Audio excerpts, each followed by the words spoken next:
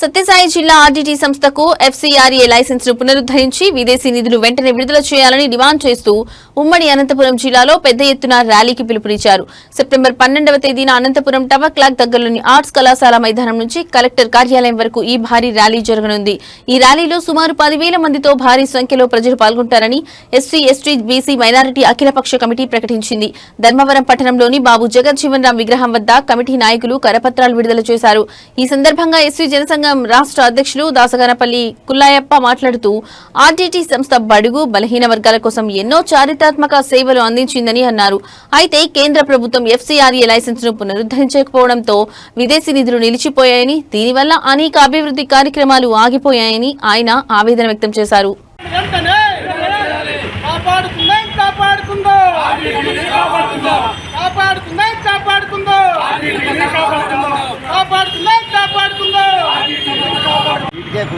దశాబ్దాల కాలంగా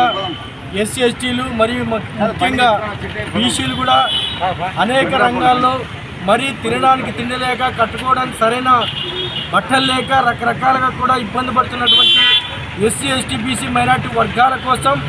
ఆర్డీటీ సంస్థ ద్వారాగా ఒక ఆత్మగౌరవం, అదేవిధంగా అనంతపూర్ జిల్లాకు ఒక గుండె చప్పుడులా ఉన్నటువంటి ఒక ఆర్డీటీ సంస్థని కొన్ని ఏదైతే ముస్లిము లేకపోతే క్రైస్తవ కమ్యూనిటీని అడ్డగడుతూ ఏ సంస్థలకి సంబంధం లేనప్పటికీ కూడా ఈ విధంగా ఈ యొక్క ఎఫ్సీఆర్ఐ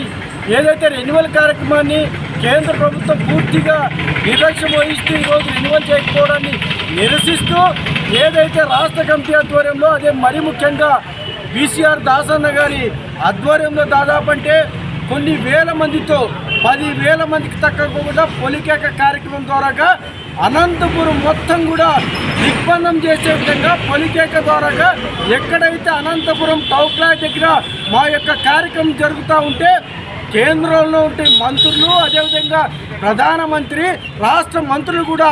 ఒక్కసారిగా ఆ వైపు చూసే విధంగా చేసే కార్యక్రమానికి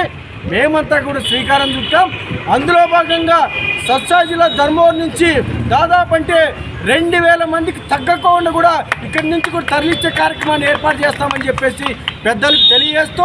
ఏదేమైనా జిల్లా వ్యాప్తంగా ఉన్నటువంటి ఉమ్మడి జిల్లా వ్యాప్తంగా ఉన్నటువంటి దళిత, గిరిజన, బడుగు బలహీన వర్గాలు అంతా కలుసుకొని దాదాపు పొలికేక కార్యక్రమాన్ని కొన్ని వేల మంది, అన్న 10,000 మంది అని చెప్తూ ఉన్నారు. 10,000 మందికి కాదు, కనీసం 20,000 మందికి తగ్గకుండా కార్యక్రమాన్ని చేసే బాధ్యతను మేమంతా తీసుకొని ముందుకు నడిపిస్తామని తెలియజేస్తూ, కనీసం ఇప్పటికైనా కేంద్ర ప్రభుత్వం కానీ రాష్ట్ర ప్రభుత్వం కానీ రెండిద్దరు కలుసుకొని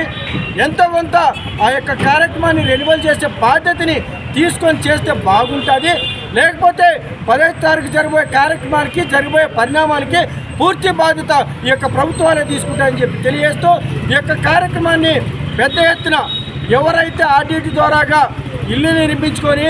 బాగా చదువుకొని ఈరోజు ఒక స్థాయిలో ఉన్నటువంటి అందరూ కూడా ఈ యొక్క కార్యక్రమంలో పాల్గొని జయప్రదం చేసిన అందరికీ కూడా మరొక్కసారి చేతులు జోడించి నమస్కారం తెలియజేస్తూ జై భీమ్, జై హింద్.